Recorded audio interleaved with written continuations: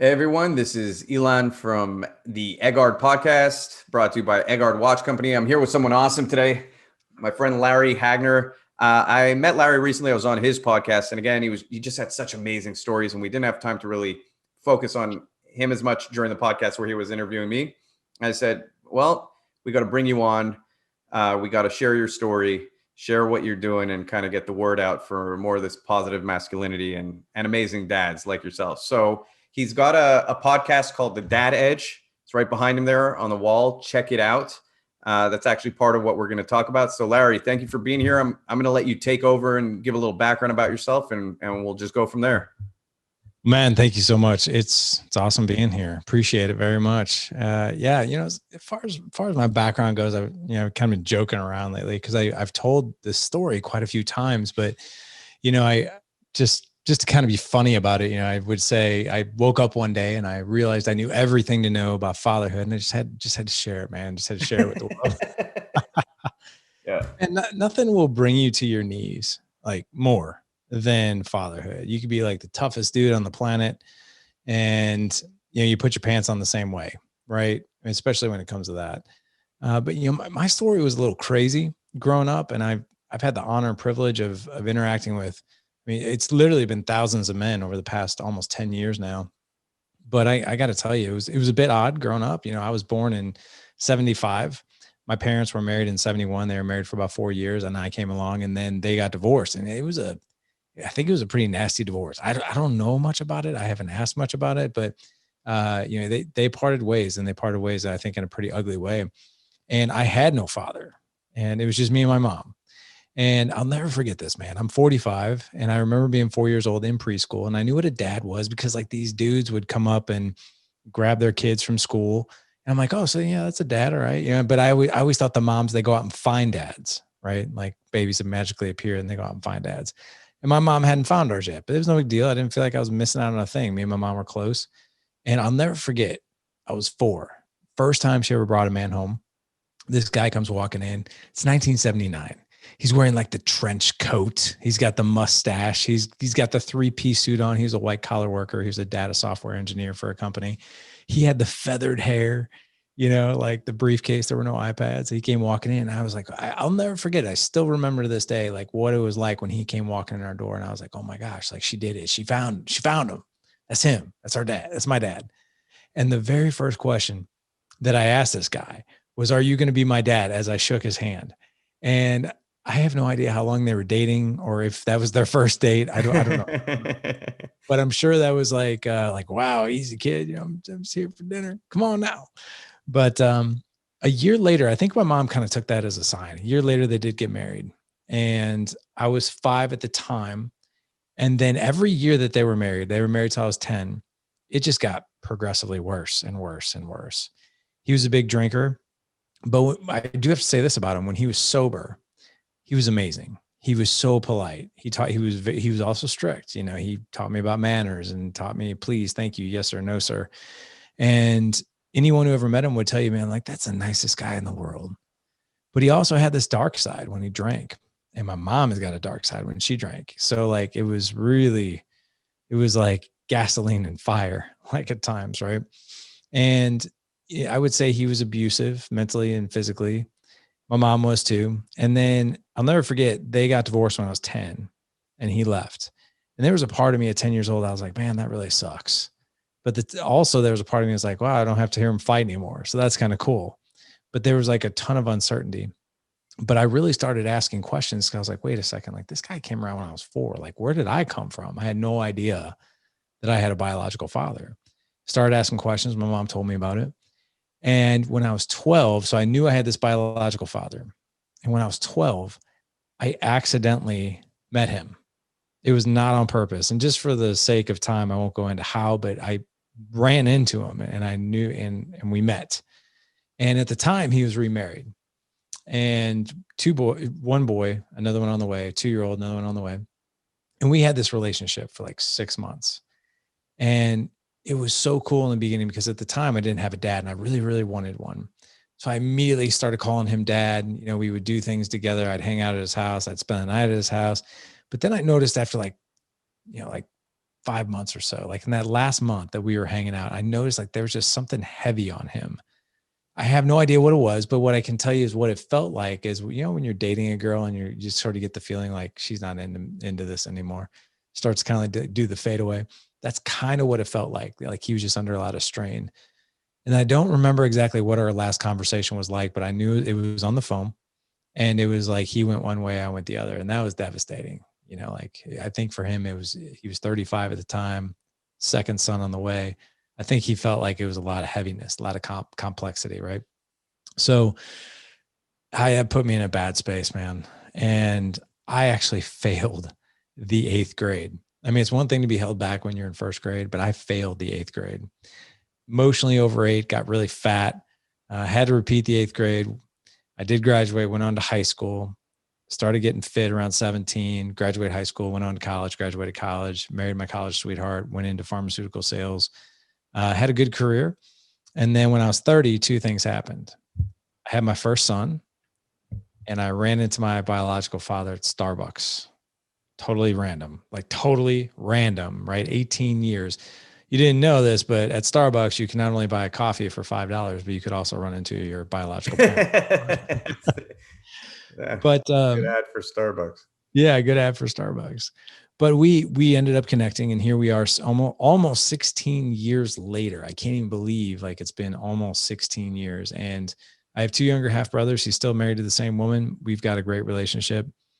We rarely talk about the past, if really ever. I think we've had like 3 sit downs about it, and then we've just kind of buried it. You know, my dad's 73 years old. He's very young at heart, very youthful guy, but you know, we're focused on the future and not the past.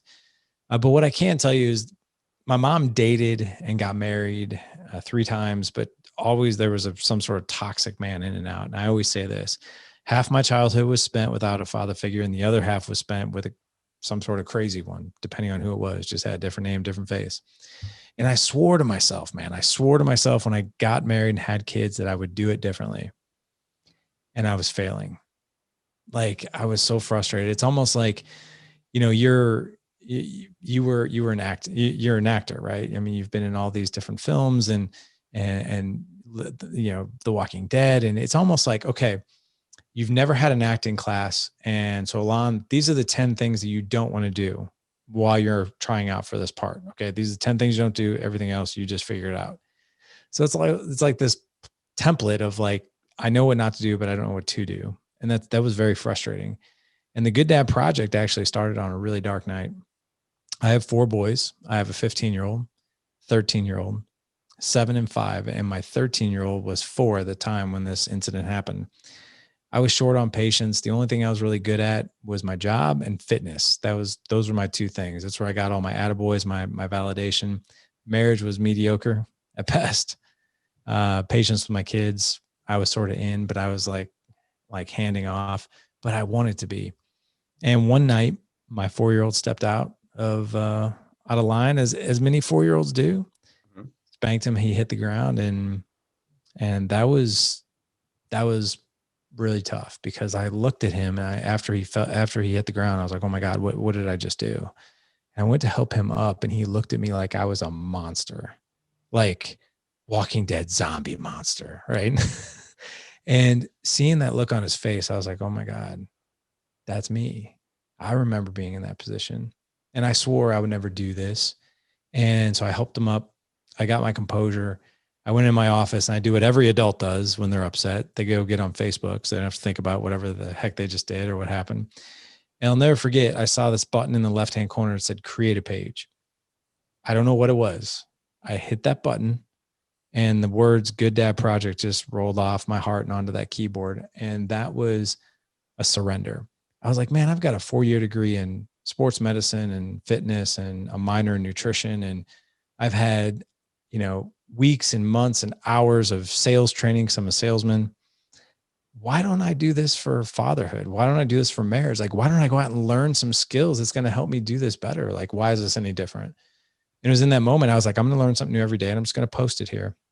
That page turned into a blog, gooddadproject.com, soon to be thedadedge.com. 2015, I started podcasting.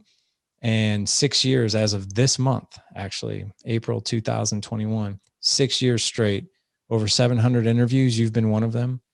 And it has been the best thing I've ever done. And it's been the best thing I've ever done from an individual standpoint, because it's been a front row seat to an amazing education. And it's been good for the audience as well. And I'll never claim myself to be like this expert, because man, I'm still learning. Every day is new. Like right now I'm going through the teenage years of my two oldest ones. And I'm like, wow, this is a lot right now. And I'm trying to navigate that one. And so I'm always learning, always learning, always learning. But the cool thing is that because I have that mentality of like, hey, I'm still a student. Like I'm on this microphone talking to someone smarter than me, but the audience gets to learn right along with me. And I love that aspect about it. But yeah, that's the story in a nutshell, my friend. Well, there's so much there. There's so many little lessons in that. You know what I mean? First thing that stood out to me was when you were talking about how you and your dad are now just looking at the future, how you were able to let go of the past. And that's a tough thing. I mean, speaking from experience, it's hard. It's hard when you feel like you've been wronged. I mean, for anyone watching who feels like they are holding out on a relationship, the one thing I have learned is that when those people are gone, you had two choices when they were around. You either could focus on the present and future and what you can build with that person, or you can hate them forever and never have that relationship. And what's going to benefit you more? So, I want to give you kudos to that, for being able to. It takes a special kind of person, and it's also a lesson. You're talking about all these lessons you acquire throughout your life, but you just came at things from a place of forgiveness and for what was best, which is just a really special thing to do. And additionally, the first moment that you had that situation with your 4-year-old, where you right away got flashes of your whole life. And, with anyone who comes from a family where there's an alcohol problem or a drug problem, there's two things that happen. You either go into it, or it's the last thing you go near.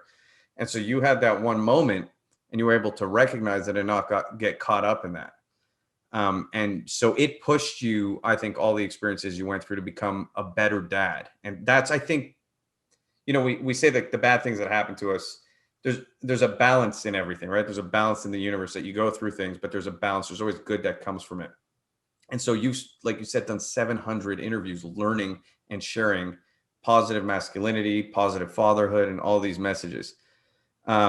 So all that aside, I think that's amazing. Everything you're doing is amazing. I think it's just great, that you've gotten to a point where you can really share all these lessons with people. I have a question for you in terms of, this is more of a broad-based question, and I'm going to ask you your opinion.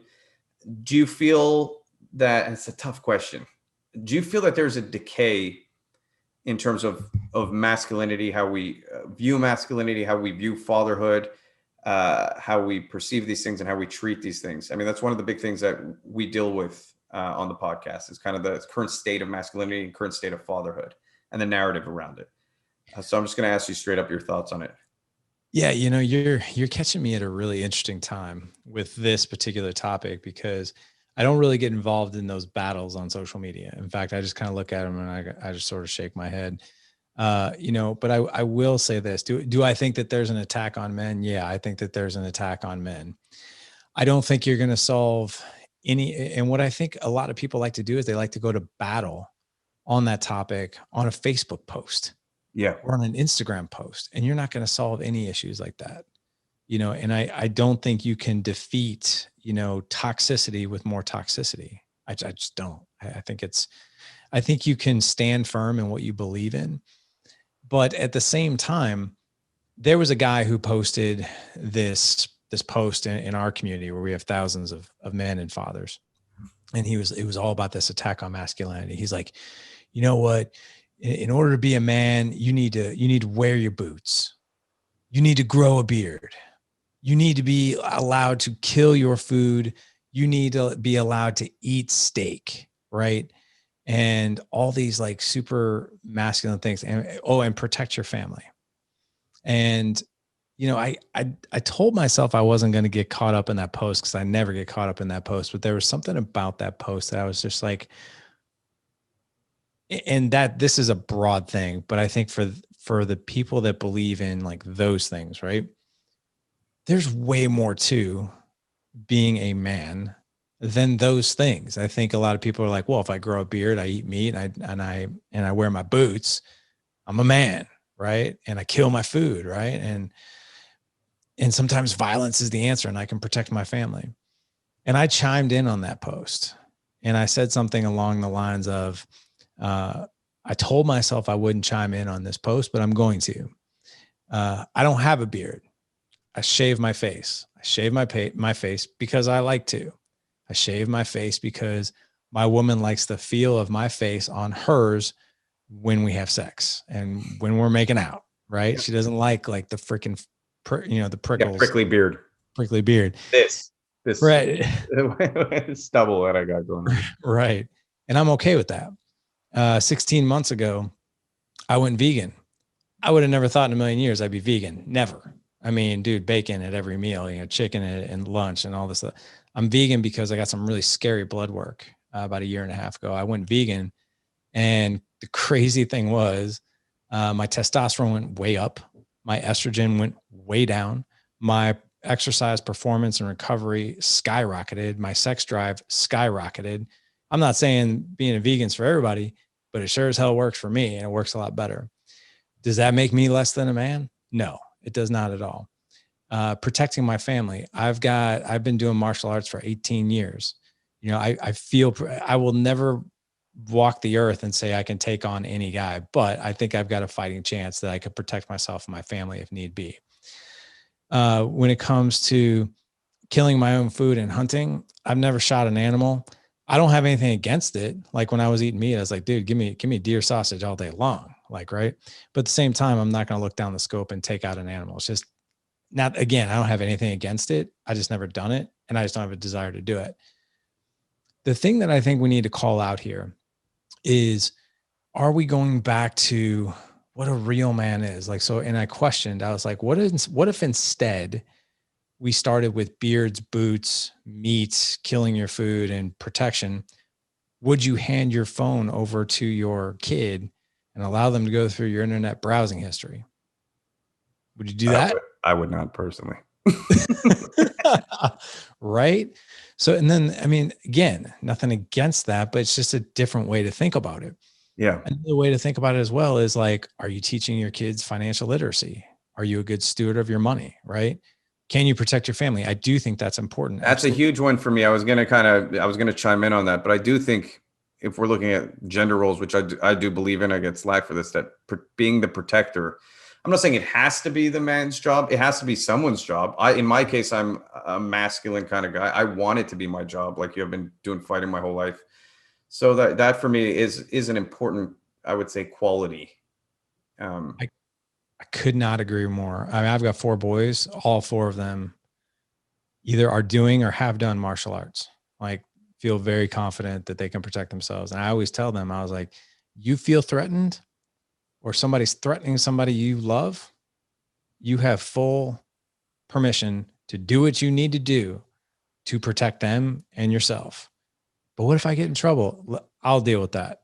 Yeah, better to be judged by 12 than carried by 6. Yeah. And I will say that a confident man is a much less violent man. Yes. So I really strongly believe in that. And I know that from my own experiences. I was a very kind of rough kid, and martial arts I started when I was 14, really kind of centered me over the years to learn how to channel that energy. Cause that's something that boys have. We have all this crazy amounts of energy. I agree. I agree that the kind of standard, I think so the way we touch on it. So in other words, like, I don't care if someone has a beard or not. I don't care if someone eats meat or not. I went through the same things as you. I got a bad blood test. I tried going vegan. I was very ill for a while before going vegan. It actually helped my stomach a little bit. If it works for you, do it. These are things that are so irrelevant in the grand conversation of masculinity and being a man. What you talk about protecting your family, it's a whole other category, and I'll explain why. The other things are kind of like these personal choices. Being a protector is a virtue, right? And that's where I like to differentiate. What are the virtues of being a man, right? So you said being a good steward of your money. That is a virtue. Being responsible is a virtue, and that's a virtue that's passed on. So I think you kind of nailed it, just in a more, I I would say, organic way where you're saying there are other things in life that you can teach your kids that make you a great father, make you a great man, that aren't about, okay, I went to the gym and I worked out 2 hours today. I got jacked and I'm like super buff now. And I covered my body. I sound like a hypocrite because I'm the guy who's doing that. I'm like tatting up my body and going and trying to like do 50 chin-ups so I can look super jacked and be a douchebag. But the reality is that's not what masculinity is. Yeah. And it's interesting. You kind of touched on the opposite side. I feel like there's a lot of feminizing of masculinity happening in society today, where boys are scared to tap into those traditionally masculine things. And I think that's where that hyper masculine response comes from, where it's like, let's grow a beard, let's show that we're men, let's tap into that. I think men are looking for ways to express their masculinity, which is a sad kind of jump off of that kind of messaging that we see now, where you shouldn't be masculine. You know what I mean? You should be kind of ashamed of your masculinity. I talk to a lot of kids about this who, my wife's son and, my nephews, and they don't know how to be masculine. They're told like masculinity is bad by their teachers, by the school. So that's why I think what you just said, the lessons you just said, these virtues are so valuable. It's just interesting how you touched on it on the other end, which I don't know. Do you believe that that's reactionary to the other thing, or do you believe that, in other words, do you believe that that guy posting the beard and all this stuff is a reaction to kind of this response that we see where masculinity is under attack, as you said previously? Or do you believe that there's just some, dudes out there who just think this way and have always thought this way, and that's what it is to them? I mean, I think it could be easily a mixture of both, right? But I think in the same light, I think people identify toxic masculinity with either actions or traits, right? Physical traits that they see with their eyes, right? Or certain actions that they think that people are doing, right? At the same time, I think what a lot of men are looking for is like, hey, how can I identify myself as a masculine man aesthetically, mentally, emotionally, right? And it's kind of like and again, I'm not grouping all men into this camp, but I think we wear things, we do things because it's a part of our ego. And when I say ego, I don't mean a bad part of our ego, right?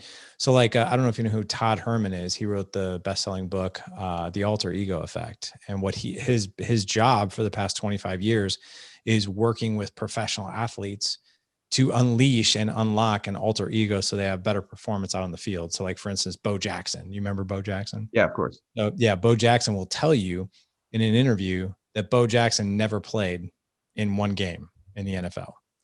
When he put his helmet on, he became Jason Voorhees, the psychopathic stone cold killer. Like that, when he put his lid on, that's who he was.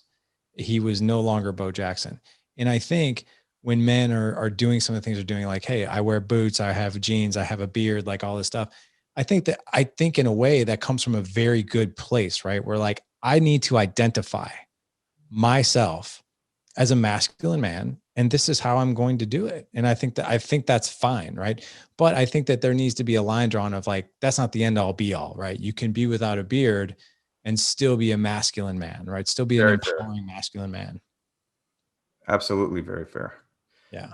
And I think a refocusing on virtues versus these aesthetics would be kind of like a great place to start. One of the things actually that I think would kind of help men identify, and this is something we've talked about, is a rite of passage. And you've got some interesting stories in this area. And this is something I know that's important to you too. I know you had told me a wonderful story about, I don't want to ruin the story, so I'll let you tell it. But that was something that I think is a perfect example of kind of being a responsible father. I love how your ego, like you said, came into play during that story, and then the lessons that it kind of allowed your son to have. So I would just love for you to share that story, that your own kind of rite of passage experience with your own kids, and how that turned out. Yeah. So I took, I think a lot of people would find this crazy, maybe even extreme. But I think young boys in particular, they need an event in their life, something that they can go to their grave and they will remember, right? Somewhere in their childhood, in their adolescence, they drew a line in the sand. They were no longer a young boy, and that was the journey of them becoming a young man. And for me, I really studied like the rites of passage and how powerful they've been in existence for thousands of years, and how powerful that is. And we have lost that. We have lost that big time, right? There's not a whole lot of rites of passage out there. So I really started researching, like, what are the pillars of the rites of passage? What does it mean to go from boyhood to manhood, right? In some cultures, like for instance, like the Spartans, you had the agoge, right? Where like you were sent away and, you basically got the shit kicked out of you, and you had to survive. And then how you graduated is you were left out in the wild for days, and you had to come back alive. And I'm probably butchering the details, but you get it. So I really started thinking, like, what is something that I can do with these young men that I'm raising that will help them identify I'm no longer a boy, I'm becoming a young man. And it's something that was memorable and special and emotional and physically hard, right? But also learning something at the same time.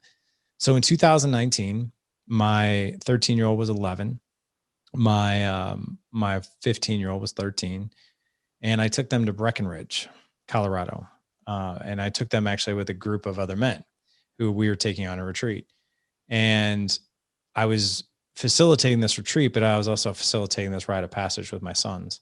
And one of the things that we were doing in the 4 days that we were there was hiking up a 14,000 foot mountain. And I took my kids there with me. I was the only one that had the boys with me. I did that on purpose. So unfortunately, my oldest, who was 13 at the time, got altitude sickness while we were staying at the house that we were at. And we made a call before we left for the trailhead that morning. I was like, you can't go. Like, this is not going to end well. You got to stay here. So he stayed there with one of the other guys. But I took my 11-year-old, and there were 12 men on this hike up Mount Quandary, 14,165 feet. And it took 12 and a half hours round trip. Altitude is very thin up there, all that good stuff.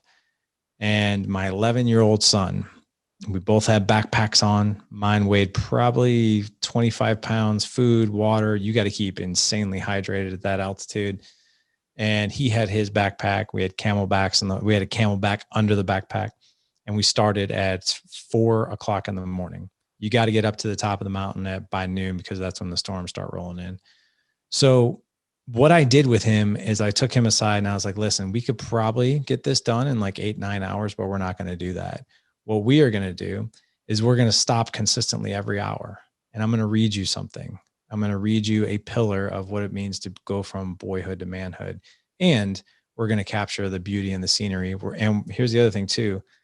What I told him, I was like, in life, you're going to be very driven, and you're always going to be looking where you want to go, but you miss all the beauty that's around you where you're at, and you get to have gratitude for where you came from and how far you come. So we started that hike, and we did that every hour on the hour, stopped for 10, 15 minutes. And that was incredible. Once we got to the top of that mountain, I have never had, I don't think, a more emotional moment with my son. He sat on my lap, and then I read him this entire letter, the 7 pillars of becoming a man: honesty, respect, how to treat women, how to manage your finances,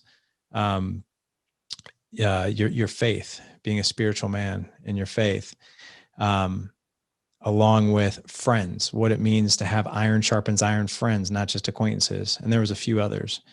And he just melted, absolutely melted. And one of the things I'm not including here, and I will here real quick, before we got to the top, I noticed he was getting tired.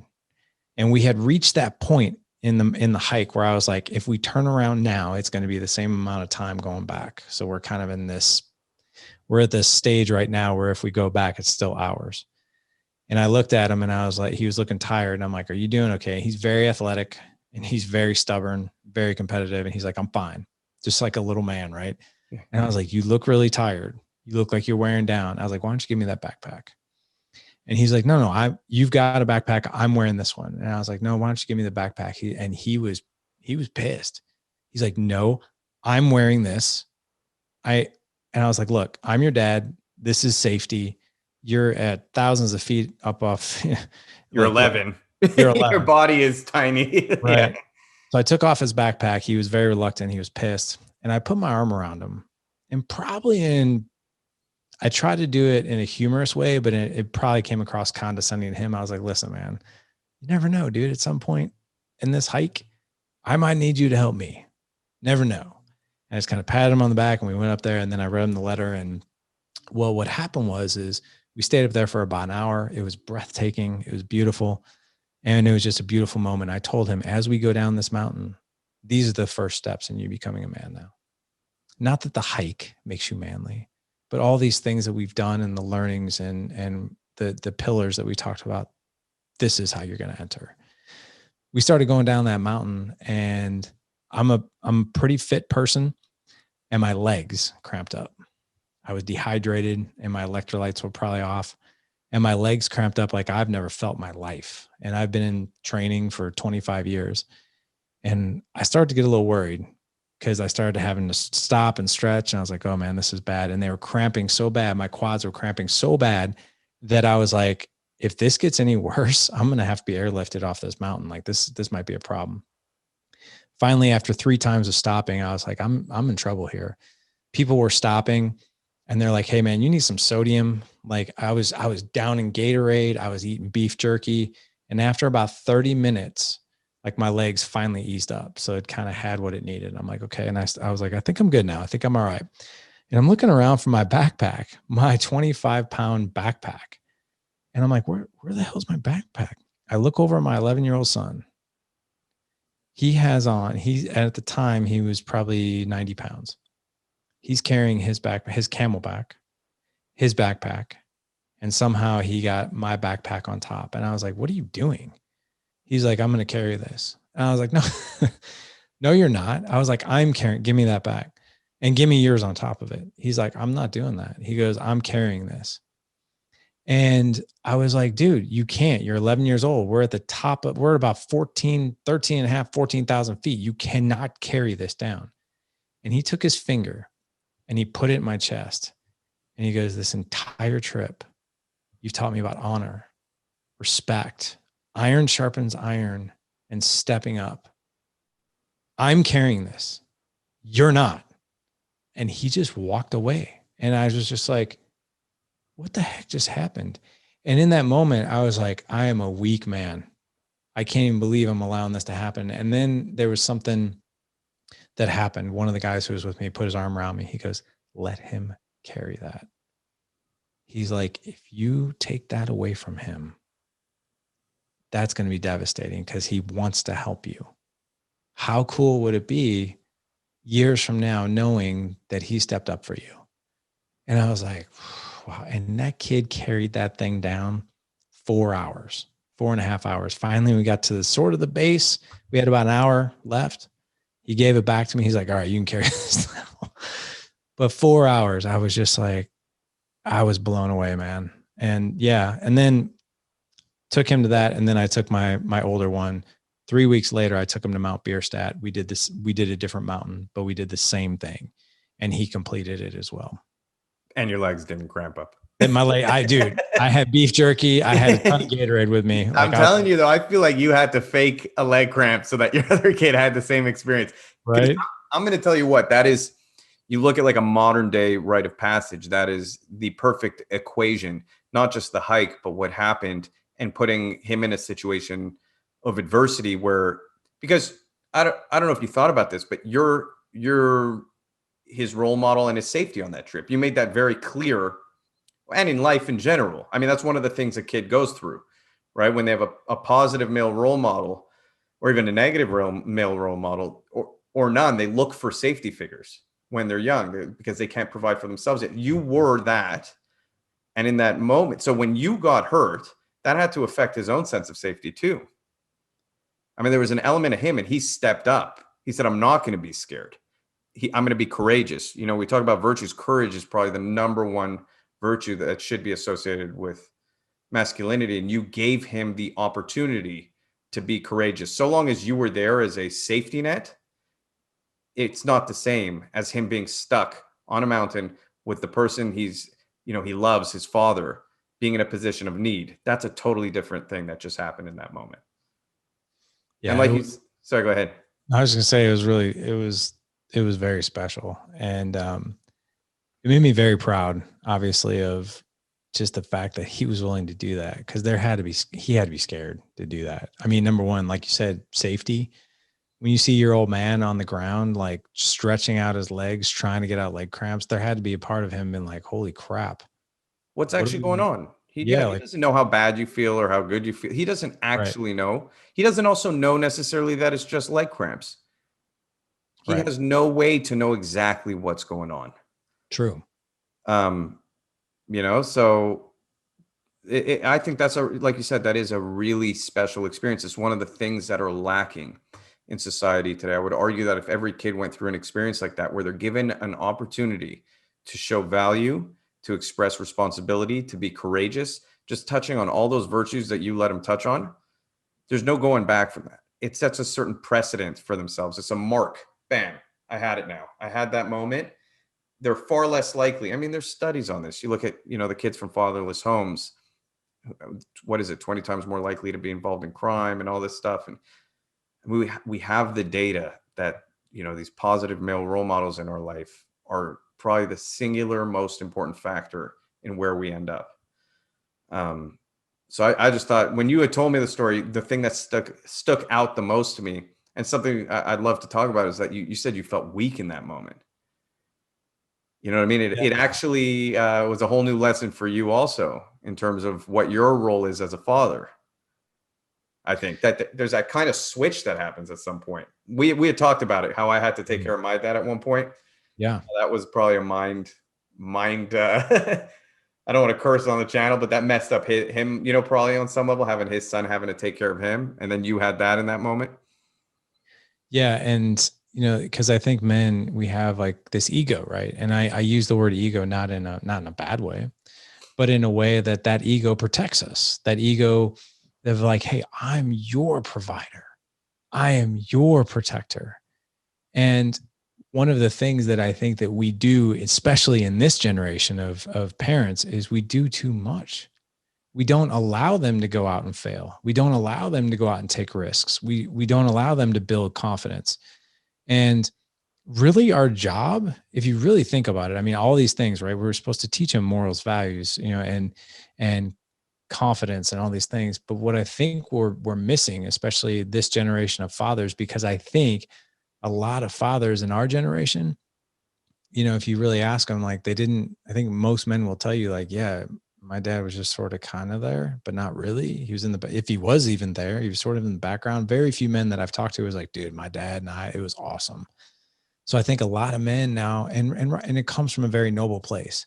They're trying to overcompensate, because they're like, man, I just want to give my kid everything. I want to give him the dad that I didn't have. Like, and it comes from this beautiful place, but it also has consequences, because if you're not there to put your kids in uncomfortable situations, because what we really need to prepare them for is to live life without us, right? To go out and kick ass without us. Like one of the guys that I had on the show, I've interviewed several Navy SEALs, been blessed with that, and they're like, if you're going through buds training, your dad ain't coming to help you.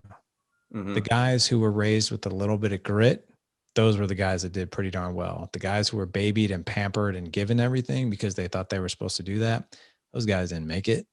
Right. So I really think we're doing our kids a disservice if we're not allowing them make mistakes, get gritty, toughen them up a little bit. Right. And allow them. I mean, you're still there, you're still there.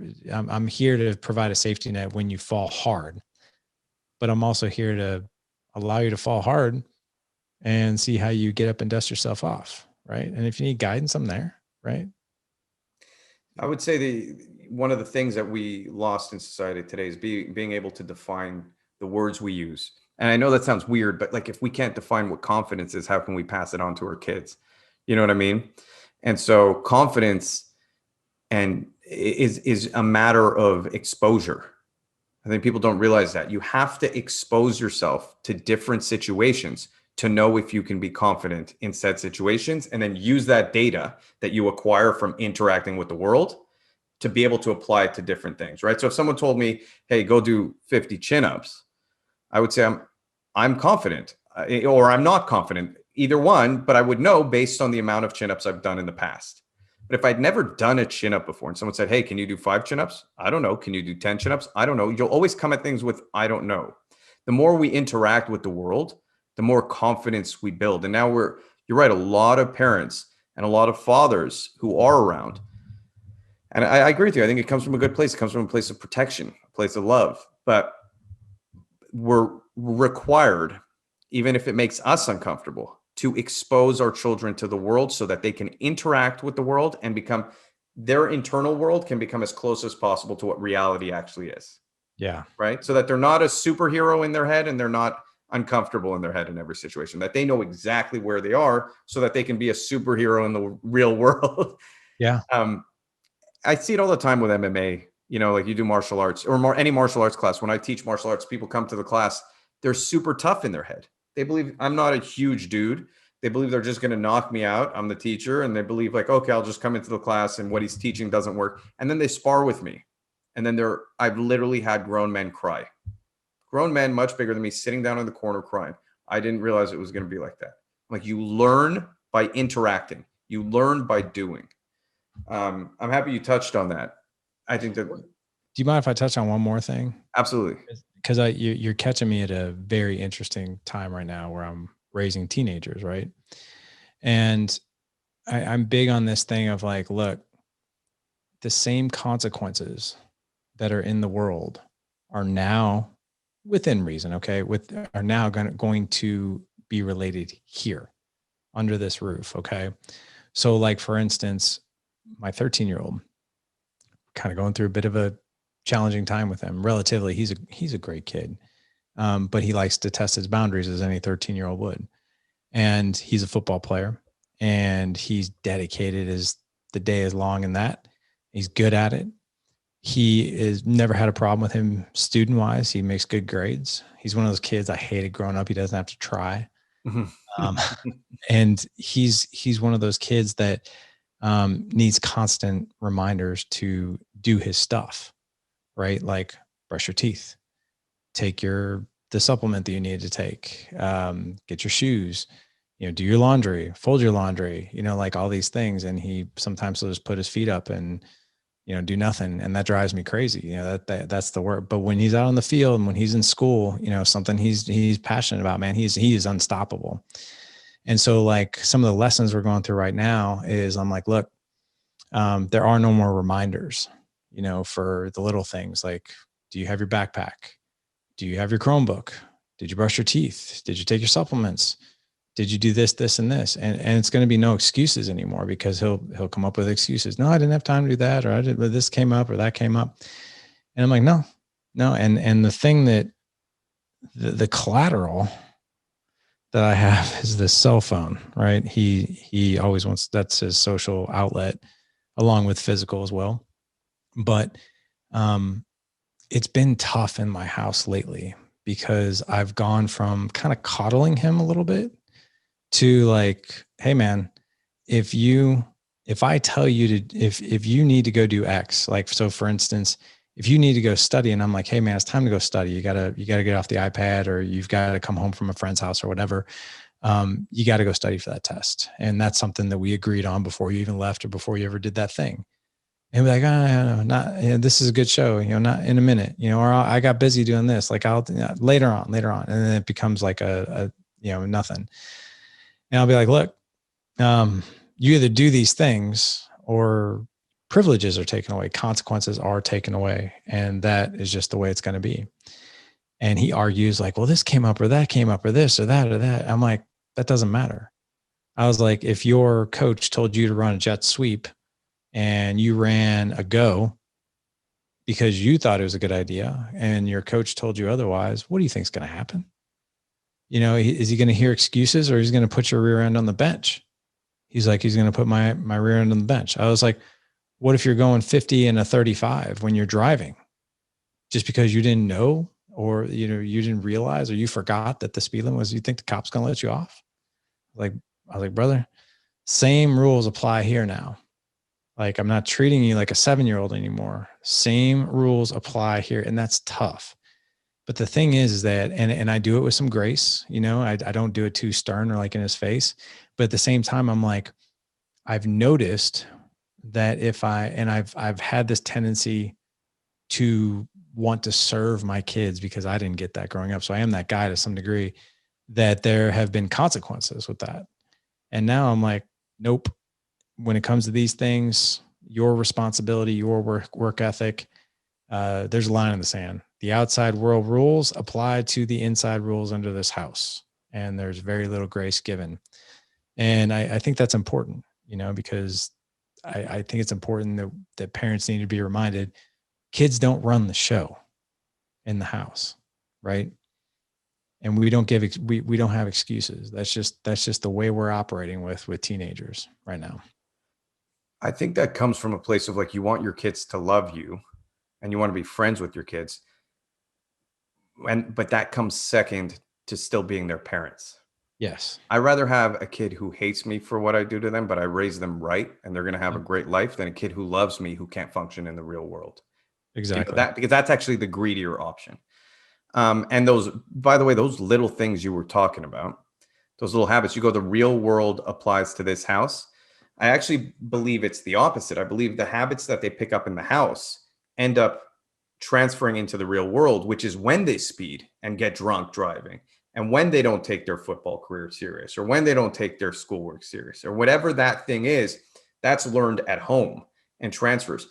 And I think one of the most important lessons in life in general for anyone, boy, girl, any person, the little thing you do every day is really the hard thing, right? You're saying it's these little things like brushing my teeth, making the bed, doing the laundry. Those, you tell someone do the laundry, I'll give you $1 million. They'll be like, oh yeah, doing the laundry is real easy. But you tell someone do the laundry every day at this time and never miss it, and there's no benefit to you other than character building and habit building, they can't do it. It's like holding your arms out like this for the rest of your life. They can't do it, most people. Mm-hmm. And I think I think people used to be able to do it. I think people used to be very good at routine and doing the right, like what they needed to do and get it done. And I don't know when that changed. But it's even as simple as a lot of the time now people can't show up on time anymore. That used to be the biggest. Growing up, I heard from my parents, if you show up even a second late, you are stealing someone else's time. You're also lying to yourself because you told them you would be there. So you can't keep your own promise to yourself. So how can you keep a promise to anyone else? And that was really ingrained in me. I always show up early. I really do my best to show up early. Obviously there's, you get in a car accident, you get in a car accident. I don't think but I think you're tapping into all that. I think you're developing that. I think we went for a really long time. I don't know if you want to touch on anything else. I love one thing I do want to ask you, because this is something that, that's come into my life more recently, is about faith. You said that you think it's important for a man to have faith, to be a person of faith. So I just want to know what faith means to you, and kind of where you come from with that. Did you grow up in a family that had faith, and kind of what your journey with that has been? And I guess we'll end it on that note. Yeah. And that's a big question. I'll be quick about it. To answer Take your question, time. Don't rush it. It's an important question. I grew up Catholic, so we didn't have to read the Bible. No, that's a Jim Gaffigan. No, I grew up Catholic, and I grew up, I think, kind of the box checker, right? The Christmas and Easter Catholic, go to the guilt Catholic. You don't go to church on Sundays, and you don't tithe. You're going to hell. Like, that's how my grandma and grandpa were kind of instilled that one in me. And what I can tell you is I went to Catholic school in grade school and high school, and I didn't have a relationship with God. And I didn't actually start really having a deep one until about 1.5 years ago. And I started doing a mentorship called Operation Timothy. And I always looked at having a relationship with God as that I was unworthy. And I didn't know about it, and reading the Bible, and I'm still not great at reading the Bible, but I understand it better now because I've gotten into it. But the Bible is overwhelming. It's like, how do I even start? And I don't even understand what these words mean. But being a part of that particular program, and it was a free program, it was a mentor that kind of taught me and took me through things. It allowed me to just really understand the messages and understand basically who God is. And the cool thing about that is that I think we can overwhelm our kids with faith and Christ and God and all this stuff. Like my kids, we started raising them Catholic, and my kids would ask me like, why do I have to do communion? And I'm like, it's a really good question. I don't know. I did it. Why do I have to be confirmed? I don't really know. I did it. I was like, it's something you do in 8th grade. Like all these really poor answers. And I was like, man, and the answer is my motivation was like, I don't have answers for these kids. Like, I don't even understand it myself. So how am I going to explain it to them? And what I've noticed is we've just gone to a different church. We've actually gone to a church my kids have actually gravitated to.